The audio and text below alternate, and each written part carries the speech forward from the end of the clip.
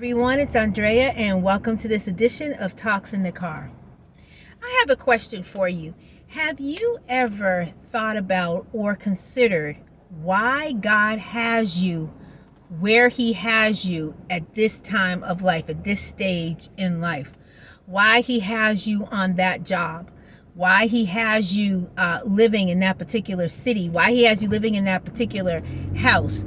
Why He has you going to a particular school, a particular church, why He has you involved in certain activities. To everything that God does, there's a reason and there's a purpose. Whether the purpose is to learn a lesson, whether the purpose is to help strengthen your faith, help strengthen your patience, whether there's a specific task that God has for you. Everything that you do, in every place that God has put you in, there is a purpose to it. And it's important that we take time to recognize what that purpose is and what we are to gain from it, what we're supposed to glean from it. Years ago, I came to live in the same city with my parents, and I came for a 3-month visit. That's all it was supposed to be. Just 3 months, come and stay for a while, visit with them. At the time, I was pregnant with my son, and my doctors and all of those professionals were in the place that I was living in. And so I had every intention of going back to where I was and having my baby and doing all of those things. And my son's father and I were planning to be married, so there was a plan in place. And then as time went on, things started to change. The plan for me to go back got longer, and it got to the point where I could not return because it would not have been a good plan for me to leave and to fly still being pregnant. So I ended up staying where I was. Got new doctors, got new professionals, and had my baby here. And for years, every time I could get a chance, and every time someone heard me, my voice was, I am not staying here. I am going back to where I was. And then finally it got to the point where I needed to get a job. So I got a job teaching. And after every school year, I would always say, I'm not coming back. This is my last year. I'm going back to where I was. And I was so determined that I did not want to be here. And I wanted to leave, and I wanted to go back, and wanted to go and put the family back together. And that was what I really had in mind. And to the point of one time I actually went for a visit and brought the baby with me. And I had packed enough clothes for the baby and packed all of his stuff, so I didn't have to go back. I had a letter all ready to be delivered by Federal Express to my parents to let them know that I was not going to be returning. I was going to stay there. And while I was there visiting, I had kind of like procrastinated like the whole trip, and I didn't do what I was supposed to do because my intention was to go find a job and to stay. And so the day that I was leaving, I got up early that morning. The person that I was staying with had a computer and a printer, and I did up a resume. And there was a school that was up the street from where I was staying. I went to them and I said, look, I have a flight that leaves out of here at 2:00. But if you give me a job, I will not leave. And that was the key to it. I was determined I was not going back. And they actually gave me the job. All I had to do was go to the police station and get fingerprinted and do all those kind of things. They had childcare for my son. There was a place where I had previously stayed when I was there that was up the street. So I had a place where I could go and live. And I thought that everything was all set. And so when I went to go share that with my son's dad, he said, no, Andrea, we're not going to do it this way. This is not the way it needs to happen. We need to plan better. We need to do things in a different way. And I know you want to come back, but that's not the way we need to do it. And I was so heartbroken, and I was so upset, and I could not see the plan at that time. I could not understand. So brokenhearted, I took the baby, packed us all up, and we went back to where I went back home with my parents. And at that time, I just could not fathom why I had to go back. I just could not understand it. I mean, I had the job. They were going to offer me good money. They were offering me free child care. My son was going to be able to be taken care of during the day. I had a place to live. I just did not understand. But as time went on, and as I began to see and began to seek God more, the plan became clear. My mom got sick, and it was a situation that began to deteriorate rather quickly, and my father was not in a position to kind of help as much as he wanted to. And so I needed to be there in order to assist in caring for her. And then when she passed, my dad immediately fell ill or became incapacitated. And so then it became my responsibility to be pretty much a full-time caregiver to my dad. So I went from being a caregiver for my mom for I'd say about 4 years, to being a full-time caregiver for my dad, which lasted for several years. And so I was a caregiver for both of my parents for 10 years. Now, had I not been in that place, I would not have been able to be the daughter that I needed to be.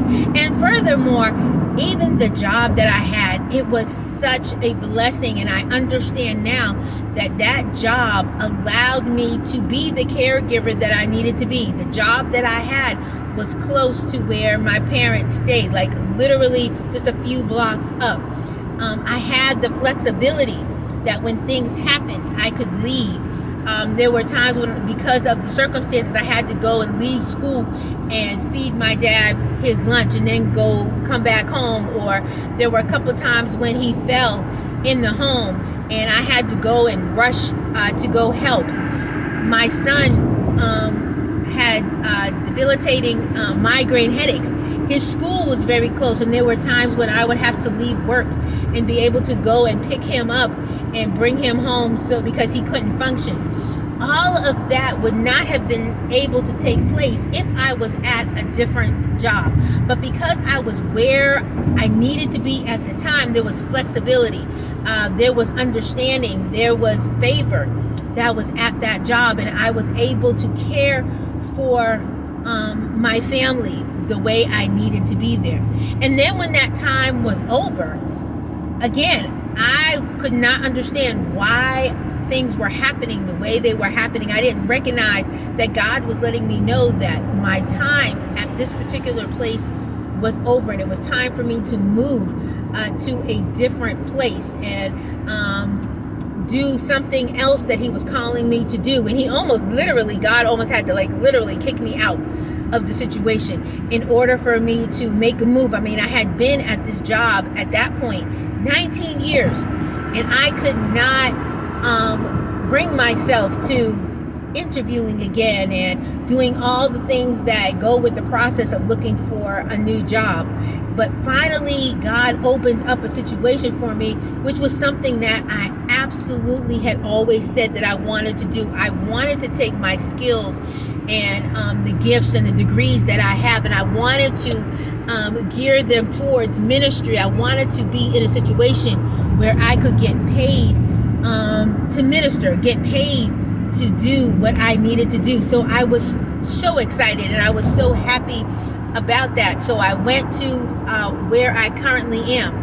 And as things have progressed, I went from being a youth leader and the director of small groups to being now the director of family ministries.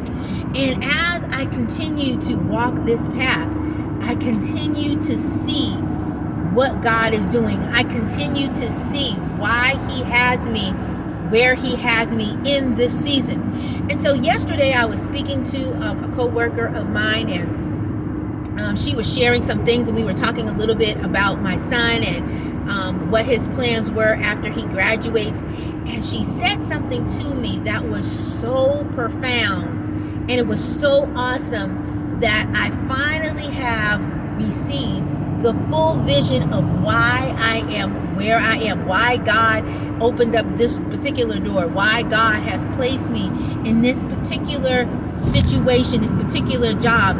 And I am so grateful, and I am so humbled that God chose this particular avenue to answer some prayers that I have been seeking. And so I say all that to say, what is God doing for you? Why does God have you on your job? Why did God direct you to go to this particular school, this particular college? Why has God allowed you to stay in this particular city? Why does he have you rooted in the place where you're at?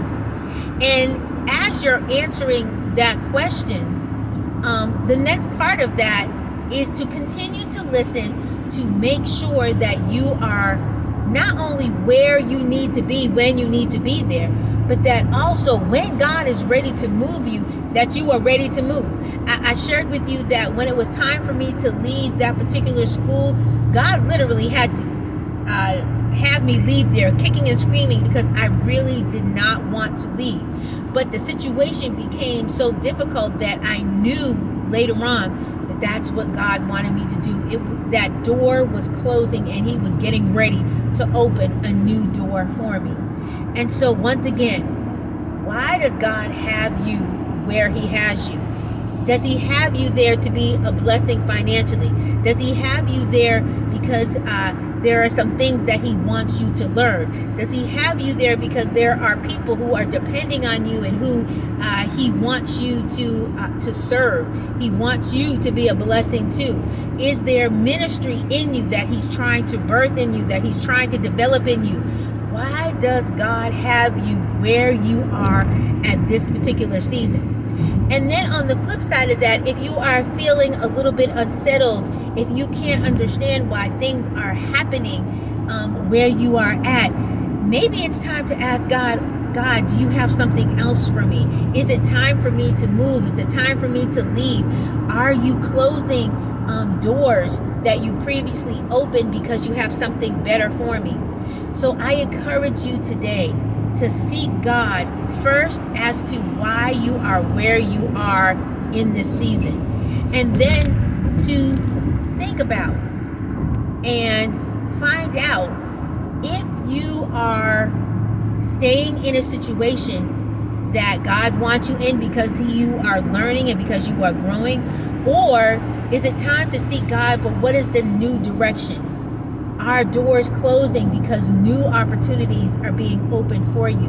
We should never be in a place of stagnation. We are never to be in a place where we are not moving and growing and progressing. And sometimes moving is uncomfortable. Sometimes moving takes us out of our comfort zone, out of where we want to be. But sometimes it is necessary in order to be where God wants us to be, in order for us to receive what God wants us to receive. I'm so grateful because just yesterday, I've been at my job now. I'm in year 6, or in year 5, I should say. And I am just now getting the revelation as to why God has placed me where he has placed me, the job that I need to be doing, and the blessing that is coming out of being where I'm at. But it's just now that I'm getting that revelation, just now that I'm getting that understanding, and it's now that I can rejoice because I see it just as clearly as possible, and I'm grateful for the favor and the grace that God has placed upon me. So ask yourself, God, why do you have me here? And God, how long do you want me here? God, is it time for me to move? Is it time for me to change? God, help me be where you want me to be, when you want me to be there, for as long as you want me there. Have a wonderful, wonderful rest of your day, and we will see you next time on Talks